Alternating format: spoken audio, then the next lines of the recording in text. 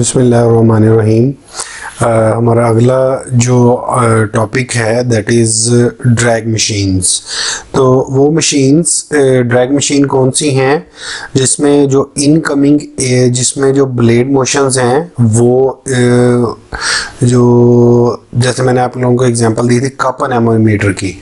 तो उसमें क्या है कि आपकी कप एनेमोमीटर जस्ट लाइक मैंने आपको उसके समझाने के लिए बताया था कि अगर आप एक इम्पल्स टर्बाइन को आप ऐसे हाथ में पकड़ें कि उसकी जो शाफ्ट है वो वर्टिकली चला जाए, ठीक है, जो उसकी शाफ्ट है वो वर्टिकल चला जाए तो चली जाए, तो उसके जो कप्स हैं वो आपके हाथ के परपेंडिकुलर जाएंगे। तो ऐसे हवा आएगी तो उस कप की जो लीनियर वेलोसिटी है वो और इनकमिंग एयर दोनों आपस में पैरेलल हो जाएंगे, ठीक है। तो ड्रैग मशीन्स का मतलब क्या है, ये मैं अगर आपको पीछे उस फिगर में दोबारा दिखा पाऊँ, अगर ये देखें कि यहाँ से हवा आएगी, यहाँ से हवा आएगी ऐसे परपेंडिकुलर इस कप के अंदर, वो टकराएगी जाके इस कप के परपेंडिकुलर, तो इसकी जो लीनियर वेलोसिटी होगी वो भी ऐसे पैरेलल में जाएगी, ठीक है, दोनों आपस में पैरेलल में जाएंगी। तो ऐसी मशीन को ड्रैग मशीन कहते हैं। या दूसरी मैंने सर्विनस रूटर की एग्जांपल दी। सर्विनस रूटर जस्ट लाइक आपने पाइप को दो कट में डिवाइड किया हुआ है। आप ये समझो कि ये दो कट्स हैं, जैसे ये अभी मेरे पास वो इलेक्ट्रॉनिक पेन नहीं है तो इस वजह से ये सही नहीं बन पा रहा। जैसे आप सपोज करो ना कि अगर आपके पास एक पाइप है उसको आप कट कर दो तो उसके दो हाफ्स को पहले हाफ को दूसरे हाफ से इस तरह मिलाओ कि पहला जो किनारा है वो मीट करे दूसरे किनारे से without touching the first one, ठीक है। तो इस तरीके से वो एक उसकी फिगर, मतलब ये अगर लेट्स सपोज उसका फर्स्ट हाफ है ना, तो जो दूसरा हाफ है ना उसको आप यहाँ इसके ऊपर रख के करो तो वो आपकी कुछ इस तरह की शक्ल बनेगी। तो ये अब इसको आप रोटेट करवा दो ऐसे सेंटर ऑफ सर्कल के, तो वो जो फाइनल प्रोडक्ट बनेगी दैट वुड बी सर्विनस रूटर, और ये भी जस्ट थ्रस्ट फोर्स के ऊपर चलेगा। तो अब हम देखते हैं कि वो मशीन जो सिर्फ अपने अंदर इनकॉर्पोरेट करती हैं ड्रैग को, वो मैक्सिमम कितनी पावर एक्सट्रैक्ट कर पाती हैं, ठीक है। तो हमारे पास एफ मैक्सिमम का फार्मूला ये होता है rho A U not square minus V square by 2। ये कहाँ से आया था हमारे पास, इसका थोड़ा सा आप देखें, ये हमारा स्टार्टअप हुआ था यहाँ से बर्नौली इक्वेशन से। अगर आप देख पाए तो स्टार्टअप हुआ था बर्नौली इक्वेशन से, तो जो डेल्टा पी था वो हमारे पास इस चीज के बराबर आ गया था हाफ यू नॉट के, ठीक है। तो हमने कहा कि half you not square by 2 ये हमारे पास पी था, तो एफ मैक्सिमम हमारे पास किसके बराबर आ गई थी, रो A1 you not square by 2। लेकिन जो ड्रैग मशीन्स है ना, ये क्या था हमारे पास, ये हमारे पास मैक्सिमम थ्रस्ट फोर्स थी, ठीक है। लेकिन जो ड्रैग मशीन है ना उसमें क्या होता है कि जो मैंने अभी आपको प्रीवियस फिगर दिखाई उसमें इनकमिंग एयर और वो जो कप है, वो जो फ्लैप है, वो दोनों आपस में लीनियरली मूव करेंगे। तो जब दोनों मूव करते हैं तो ये यू नॉट फिर किस में कन्वर्ट हो जाएगी, ये यू नॉट कन्वर्ट हो जाती है ना रिलेटिव वेलोसिटी में। किस में कन्वर्ट हो जाती है, रिलेटिव में। तो इस वजह से इस रिलेशन में हम यू नॉट किसकी वेलोसिटी, अनडिस्टर्ब्ड एयर की, और V is the layer of velocity of cup कह लें या उसकी। ये एक सिंपलेस्ट ड्रैग मशीन है बिल्कुल in parallel to the cup anemometer. इधर से हवा आ रही है और ये आपकी कन्वेयर बेल्ट लगी हुई है। अब कन्वेयर बेल्ट के ऊपर हमने एक हिंज यानी कि पेच लगा के ना इसके ऊपर एक फ्लैप एक लगाया हुआ है, वर्टिकल जो है ना ये फ्लैप है। अब हवा आएगी इसके ऊपर ड्रैग लगाएगी और इसको अपने साथ क्या करेगी, अपने साथ वो मूव करवाएगी। तो इसकी वी और विंड वेलोसिटी की यू नॉट, तो दोनों के आपस में जो रिलेटिव वेलोसिटी है that is written here, and the formula is F D is equal to C D rho A U not square minus V square by 2।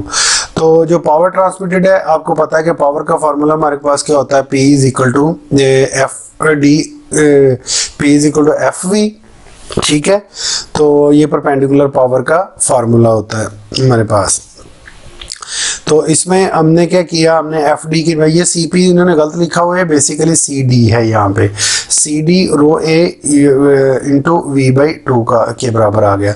अब आप इस इक्वेशन का डेरिवेटिव लेंगे ना विद रिस्पेक्ट टू v और उसको 0 के बराबर पुट करेंगे तो उस इक्वेशन का जो सोल्यूशन आएगा ना वो आएगा v is equal to U not by 3। इसका फिजिकली क्या मतलब है कि ड्रैग मशीन में की मैक्सिमम एफिशिएंसी कब आ सकती है, जब उसकी इनकमिंग वेलोसिटी का जो ड्रैग मशीन की वेलोसिटी है आपस में मतलब उनका जो रिलेशन है वो 1/3 होगा। तो इसलिए हम कहते हैं कि ड्रैग मशीन का कोई भी पार्ट इनकमिंग एयर के से ज्यादा तेजी से मूव नहीं कर सकता। तो जब आप इस u नॉट को इस इक्वेशन में पुट करोगे तो पी डी मैक्सिमम किसके बराबर आ जाएगा, 4/27 सी डी इस चीज के बराबर आ जाएगा।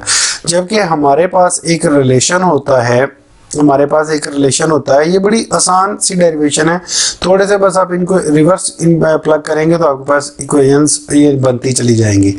तो हमारे पास एक फार्मूला होता है द पावर कोएफिशिएंट, ये के पावर कोएफिशिएंट किस में आया था, P T is equal to C P into P not, यानी कि टर्बाइन पावर के बराबर।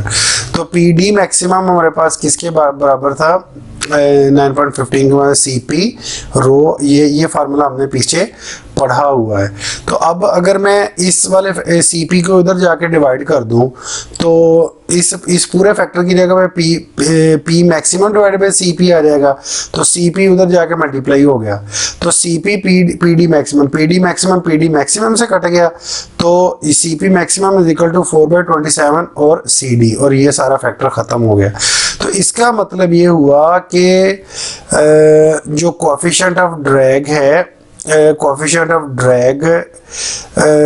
जो फ्रैक्शन है 4/27 वो होगी हमारे पास CP के बराबर। ठीक है, अब अगर मैं आपको ये बताऊं कि हमारे पास 4/27 है जिसकी वैल्यू CD की वैल्यू रेंज करेगी 0 से फॉर पॉइंटेड ऑब्जेक्ट का मतलब है नीडल लाइक ऑब्जेक्ट का क्या मतलब है कि जैसे एयर नीडल के ऊपर मूव की तो उन्होंने बड़ी नॉमिनल सी अपनी ड्रैग ऑफर की, तो इस वजह से जो रेंज करेगी वो 0 से मैक्सिमम 1.5 होती है, ये स्टैंडर्ड कप एनेमोमीटर के लिए।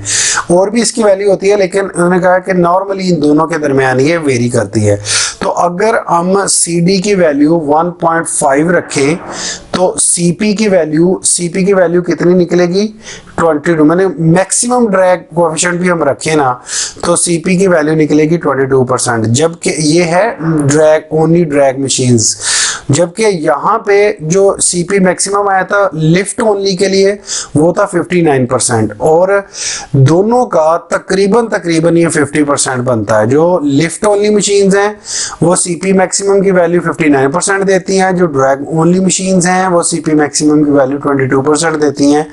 इसका मतलब ये हुआ कि वो मशीन्स जो जस्ट परपेंडिकुलर थ्रस्ट पे काम करती हैं उनकी एफिशिएंसी कम होती है कंपैरेटिवली जो लिफ्ट ओनली मशीन्स के ऊपर काम करती हैं। तो बेट्स क्राइटेरिया का जो लिफ्ट ओनली है वो 40% अचीव कर चुका है, जबकि ये हमें जो ड्रैग ओनली है ये 33% जो है वो अचीव कर चुका है इस 22% का।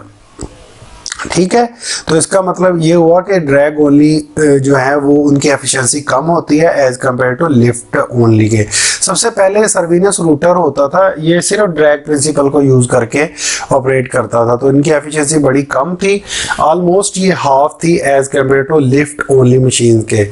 तो आजकल जो नए डिजाइन आ रहे हैं वो दोनों को अपने अंदर इनकॉर्पोरेट करते हैं, थ्रस्ट फोर्स को भी और लिफ्ट फोर्स को भी। यानी कि अगर आप एयरफॉयल के साथ एक हाफ सेमी पाइप नुमा सर्कल, ये दोनों में हमारे पास ना ये मशीन्स पड़ी हुई हैं उधर हमारे डिपार्टमेंट के अंदर, कभी चक्कर लगा तो मैं आपको दिखाऊंगा। तो इनके मतलब एफिशिएंसी जो है ना वो बढ़ जाती है अगर हम दोनों ही इनकॉर्पोरेट कर दें, lift only and drag only.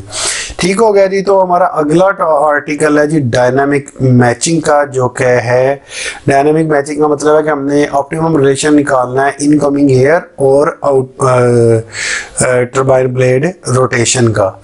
ठीक है, तो इन चीज़ों में बेटा अगर आपको किसी भी चीज़ की समझ ना लगे तो आपने मुझे पर्सनल ग्रुप के अंदर मैसेज करना है। I will definitely explain you. सिर्फ इस पूरे के पूरे चैप्टर को एक कहानी की तरह आपने याद करना है। दो चीज़ें हमारे पास, एक लिफ्ट ओनली मशीन्स हैं, एक ड्रैग ओनली मशीन्स हैं। लिफ्ट ओनली मशीन्स के ऊपर आपका बेड्स क्राइटेरिया लग जाता है, ड्रैग ओनली मशीन्स के लिए आपके पास लगता बेड्स ही है लेकिन ये उसका 50% हो जाता है, यानी 22% इसकी एफिशिएंसी निकल आती है। ठीक है, तो इन दोनों के सिलसिले में आपने डिफरेंशिएशन करनी है और फिर जो टर्बाइंस में कुछ इंपॉर्टेंट पैरामीटर्स हैं उनको आपने करना है। तो इसके बाद अगला हमारा आर्टिकल है डायनामिक मैचिंग का, जो कि मोस्ट प्रोबेबली इस चैप्टर का लास्ट आर्टिकल होगा। चलें जी, अल्लाह हाफिज़।